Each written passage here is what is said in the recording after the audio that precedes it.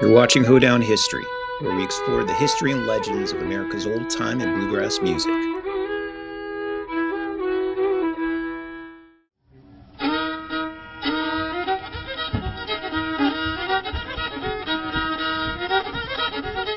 A big part of why I love these old-time numbers that I cover on this channel is because there's a certain old-time wisdom to them. A wisdom that sort of bypasses your brain and goes straight to the gut. There are certain numbers like Soldier's Joy or Old Molly Hare that have a certain wisdom of joy and fun and move your whole body. But every now and then you come across a darker tune that hits you in a completely different way and just rocks you to the core. And in a way you can't even put into words. And these types of tunes impart a different type of wisdom, which has a certain haunting power. And Glory in the Meeting House is one of these. I remember the first time I heard it, it just hit me like thunder. The hair stood up on my arms and I was like, what is this? And it awakens a world you didn't even know existed. It's a dark and lonesome song, but not dark in the sense that it brings you down, because it doesn't. It kind of lifts you up at the same time. And maybe that's what makes it such a masterpiece of Appalachian fiddling. So stick around because we'll discuss the history of this tune and the fascinating story of the man who helped bring it to a wider world. We'll even discuss how this tune may be the source to an even more popular bluegrass instrumental as well. So let's dive in.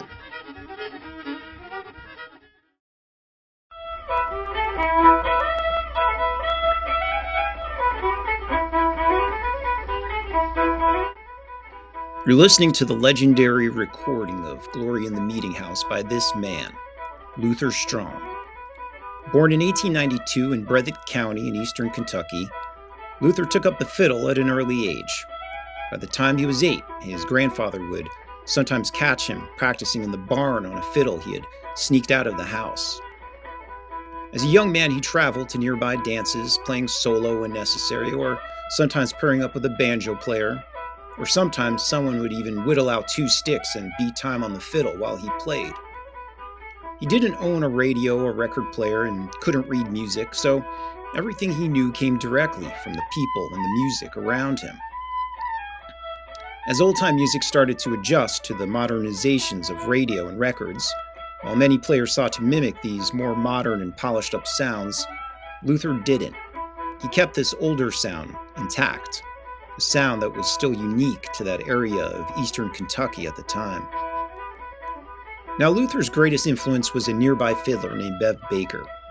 Luther's children later recalled that Bev regularly visited their home where he and their father would stay up late into the night fiddling together. One of Luther's children recounts, quote, "They'd get drunk and they'd fiddle till they got so drunk they couldn't play, and then they'd go to bed." Now, one of the songs that Bev taught Luther was called, of course, Glory in the Meeting House. And as one of his kids states, when Luther played this tune for his neighbors, everyone went wild about it. Now, this tune wasn't meant for dancing, but instead it was just music played purely for its own sake. Luther believed this tune specifically demanded the techniques and ability that truly define a great fiddler. His daughter remembered how Luther would often rise early in the morning to play this lonesome, sad tune. And when he played it, she said, he had this faraway look in his eyes. We just thought his music was all there was. On one occasion, Bev and Luther attended a fiddle contest in Hazard, where Luther won the $20 gold piece. But the loss greatly irritated Bev, who is quoted as saying, "Well, I guess I taught you a little too much, didn't I, Luther?" And the two men often played together at political rallies, usually standing around a fire while they played. And when Bev saw Luther approaching, he would just stop playing and hand the fiddle over to him. Luther held many different jobs over the years, including farming, logging, coal mining, blacksmithing, carpentry, and even work at a paper mill. And the family was used to moving to a new home every time Luther would get a new job somewhere else. But it wasn't just different jobs that would uproot the family. During periods of unemployment, when money ran short and rent couldn't be paid, the family sometimes had to leave quickly, even leaving behind the dishes still sitting on the table. His son Jim remembered attending 17 different schools, moving, as he put it, from one railroad town to another. The family mostly lived in southeastern Kentucky, where Luther himself had grown up on a farm. His daughter Fay linked his restless nature to his drinking habits. Or as his son Jim put it simply, quote, "He'd work a while and then drink a while." Luther might stay drunk for 2 or 3 weeks at a stretch, but once sober, he would return straight to work. Now, Luther also made moonshine, and his children were told specifically what to do if an unexpected visitor showed up at the house. He said, "If anyone comes looking for me, tell them you don't know where I'm at." Now, one night when Luther and his brother, known as Jim Bug, were out drinking, things got a little bit out of hand, and an argument ensued. At one point, Jim Bug fired his pistol through a door that had been separating the two brothers. The bullet went right through the door and into Luther's eye. According to the story, or the legend, by the time the doctor arrived, blood had covered Luther's fiddle, which he kept on playing. Years later, Luther's son Green, in a fit of alcohol-fueled retaliation, went out and shot his uncle to avenge the injury of his father. Now, in 1937, just 3 years after Luther lost his eye, the Luther family was living in a 3-room house that was still in the process of being built. There was no running water, no electricity, and they just had a wood stove for heating and cooking. The nearest well was a mile away. And on October 18th of that year, a stranger showed up at the door of that house. Luther's 12-year-old daughter, Fay, answered the door.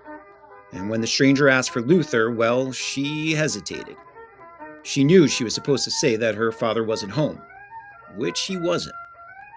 Sensing her hesitation, the visitor insisted that he had to find out where Luther was. Well, Luther's daughter called out to her mother, who was in the house, saying that there was a man at the door looking for Luther, and asked if she should tell him where he was. The mother replied, "Well, just ask him what he wants." And the stranger said, "I just want him to play the fiddle for me." At this, the mother's voice came from the other room giving her permission to talk. And the daughter, who was a bit embarrassed, replied that her dad, Luther Strong, was in Hazard, in jail. Now, that man at the door was Alan Lomax, who with his wife Elizabeth was in the final 2 weeks of a historic 2-month trip to eastern Kentucky, collecting songs and tunes for the Library of Congress. And this was a legendary trip. Just 8 days later, he would go on to record the fiddler Bill Stepp. Stepp played Bonaparte's Retreat for Lomax, and that recording would go on to inspire Aaron Copland's arrangement of Rodeo Hoedown. Now, Lomax's trip was not all smooth sailing in Kentucky. One time, he almost got shot by a jealous husband when he offered to help a woman trying to get down a steep hillside. And another time, when some young men were being too loud during one recording session at his hotel, he resorted to making veiled threats that he was a Library of Congress officer, and that being a government officer, he carried a weapon and would have to use it if they didn't quiet down. Now, the reason why Lomax came to this part of Kentucky was because he was looking for the real old-time music of Appalachia. During his fieldwork in other parts of the country, while collecting old songs, Lomax met and recorded with a bunch of local musicians. But as time went on, he was a bit disappointed to find so many local musicians more and more playing numbers that were anything but old. Many were replaying newer songs or versions of songs they had heard on the radio or from records they have heard. He knew that time was running out, as many of these old-time musicians were fewer and fewer between. But he was able to find and record a good number of Kentucky musicians who preserve this older sound. As he paid his visits, he would jot down the names of anyone else they recommended he should record. And one of those names he scratched on the back of his record sleeves was Luther Strong. So when he arrived at Luther's house in Buckhorn and was told the fiddler was in jail in Hazard, he drove straight there. Luther had been arrested for public drunkenness, and Lomax eventually bailed him out. He asked the fiddler if he could take him to his temporary recording studio at the nearby hotel to record him playing some of his tunes. Well, Luther agreed. But the problem was he didn't have a fiddle, and he was also in a state of a severe hangover. Well, they were able to borrow a fiddle from somewhere, and as the story goes, Luther said to Lomax, quote, "The only way I can record any tunes is I'm going to have a drink." So Lomax went looking for a pint of whiskey to get the session underway. As his hangover lessened, Luther started playing, and I guess the whiskey was doing its job because he started firing off number after number, and these were all preserved, and they're all masterpieces in their own right. Bev Baker was also at this recording session, and at moments you can hear him talking in the background, muttering, "That's a good tune." That's a good tune. And then, at one point during the session, before the recording needle even drops, Luther starts going into Glory in the Meeting House. And although a car drives past and then a truck, no one talks over this one. He performs the tune in 3 parts, beginning with a lower register passage that establishes the tune's driving rhythm. He then moves into a higher strain that completes the musical idea before finishing with a 3rd part that climbs sharply up the fingerboard, producing a distinctive wailing climax. Simply put, the song is a masterpiece. And as one musician put it so well, this piece is pure, a pure lonesome mountain tune. It's a tune that will make you listen because you wonder what's coming next and you wonder how it's going to go. Because it's not an ordinary number that ordinary people play. It's not an ordinary fiddle tune. It's got its own sounds. He went on and stated more sadly, some people, especially the younger folk, don't even know what it is. And from those very first haunting notes, you're just struck by that powerful sound Luther draws from the fiddle. Throughout the recording, the tones come through strong, full, and lingering, and part of that sound comes from his tuning. Rather than the more standard G-D-A-E tuning, Luther lowered the bottom string from G down to an E, creating an EDae tuning, which allows the notes to ring against one another, almost as if several instruments are playing together. Tuned this way, his fiddle produces that haunting sound rarely heard today in more modern and cleaner acoustic music. But as we know, Luther paid little attention to the modern trends. He held fast to that style that seemed to come from an earlier time. And I shouldn't leave out that part of the tune's resonance also comes from the tune's title. Glory in the Meeting House calls to mind the atmosphere of an old-time church gathering. Beginning around 1800 during the Great Awakening, camp meetings became major public events in Kentucky, drawing large crowds for preaching, fellowship, and spirited hymns. And the title itself evokes an era of traveling preachers and open-air revivals. One Kentucky music scholar has noted that the tune doesn't appear to borrow directly from any known particular hymn, though he points out that its soaring 3rd strain does create the feeling of a camp meeting getting happy or feeling the spirit. And there were some verses recounted later on by Luther's son, who ties the tune even more closely to that religious tradition. Glory in the meeting house, glory in the hall, glory in the meeting house, glory to us all. We don't know much about these lyrics as they are likely just a locally sung refrain. But maybe they were lyrics Luther might have sung in his head when performing the tune. Now, I searched around, but there doesn't appear to be any known earlier source tune to Glory in the Meeting House, neither in America or overseas. In fact, the first and earliest documented reference we find of the tune dates back to a song list from a fiddler's competition in 1919, and the fiddler performing the number is listed as Bev Baker. However, and this is merely speculative, but there is a theory that the song itself may be the source of another instrumental, which is today very common in the bluegrass repertoire and even fiddling contests. Some of you may have guessed what the song is, but here goes anyway. The story begins in or around 1961, less than a year before Luther would pass away, when a bluegrass band from central Illinois made a home recording of Glory in the Meeting House. The group was called the Bray Brothers. They played together at an old house in Urbana, Illinois, to make the recordings for a country music broadcast for a local radio station. Now, this recording of Glory in the Meeting House was introduced by the band's friend, a fiddler, who taught them the tune. and that fiddler's name was John Hartford. And he said he had learned it from an old Library of Congress recording. Now, Luther wasn't the only fiddler to make a recording of this tune for the library, so we don't know if it was his version or not. So I'll just leave that part like that. Anyway, this recording marked the only time the band ever played the song. It never made it onto their set list while performing, and for many years it simply lay unheard, collecting dust on a roll of tape. That is, until 10 years later, when the Bray Brothers released their first LP, titled 419 West Main, after the house where they made those recordings. And of course, it included that one-time performance of Glory in the Meeting House. Now, this album found its way onto the record player of a little teacher's college in Bloomington, Illinois. And according to Harley Bray of the Bray Brothers, they played this record over and over again at that college when it was released in 1972. And it was also during this very same time and college that the fiddler Kenny Baker was there visiting. Bray recounts that he wondered if Glory in the Meeting House started running through Kenny's head while he was there visiting because, well, not too long afterwards, Kenny and Bill Monroe would record a new bluegrass instrumental that would sound surprisingly a lot like this tune. Now, that's one story, but there is another version.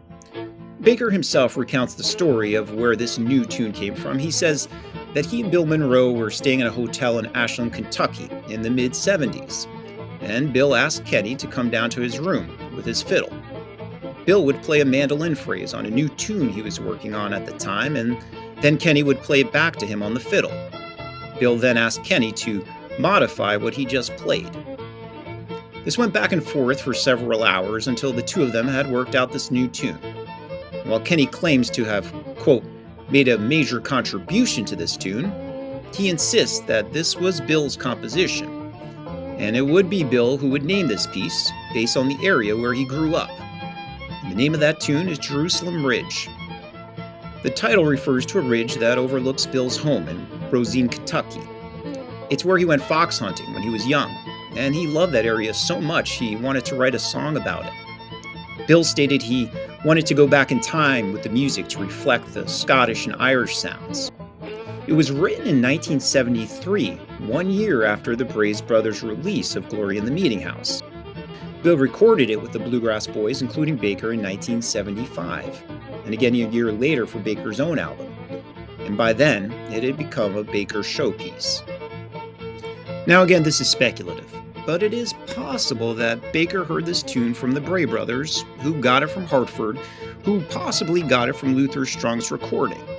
And what I'll do now is I'll play both songs back to back for you. And because there's so much going on in the song, you kind of forget how each part goes by the time you get to the new tune.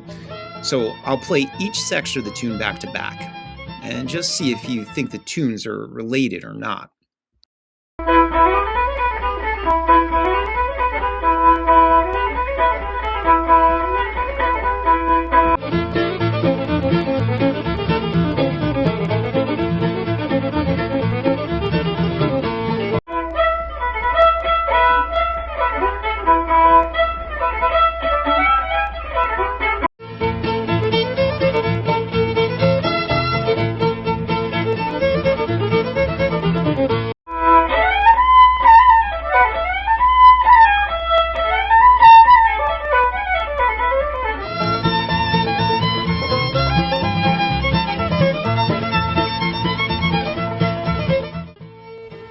I don't know about you folks, but I kind of feel that the songs are related. I mean, even each section seems to mimic the other's version. And, well, even if they're not directly related, they do share that similar ancient haunting sound. Now, before I leave you guys, I should probably mention whatever happened to Luther Strong. Within months after that hotel recording session, Luther wrote to the Folk Archive about how the recording came out, and he requested a copy for him and Bev. He also offered to record more tunes as well. Turns out the letter got lost at the library, with Lomax eventually finding it a year later and replying that he promises to send out some more copies. Unfortunately, there's no record that the copies were ever made or sent.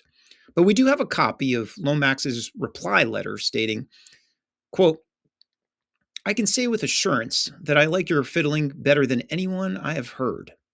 Not a bad compliment coming from the great Alan Lomax. Now, Luther would pass in 1963. But before a stroke later in life disabled his arm, Luther continued to play at local dances and the occasional fiddle contest, and he eventually got a radio and was known to tune into the Grand Ole Opry. Supposedly, when bluegrass came along in the 40s and 50s, he didn't care so much for the new sound, and his son recalls how he would scorn bluegrass in the same way others would scorn rock and roll. In the book, The Beautiful Music All Around Us, the author, Stephen Wade, who I am entirely indebted to for this video, recounts how Luther's daughter, Faye, used to recall memories of her father with varying degrees of happiness and sadness, taking her to dances where he would play the night away and she would dance till her feet wore out. And she recounted how one Memorial Day they visited a cemetery where dinner was served on the grounds, and a group, including his father, formed that played music to the dead soldiers. Luther played all day long that Memorial Day, and preachers they didn't even know just kept throwing money at them to keep on playing, which he did till the sun set down. Well, folks, that's all I got on Glory in the Meeting House, but before I leave you, I should probably mention one more thing about Luther's recording that I almost forgot. On the recording, at the end of the tune, you can actually hear some spoken words from Luther himself, and it marks the one and only time he can be heard in all of these Lomax recordings. And it's a classic line. So I'll send you off with that, and I just hope you guys enjoyed this one, and thanks for listening. I won $500 on that tune.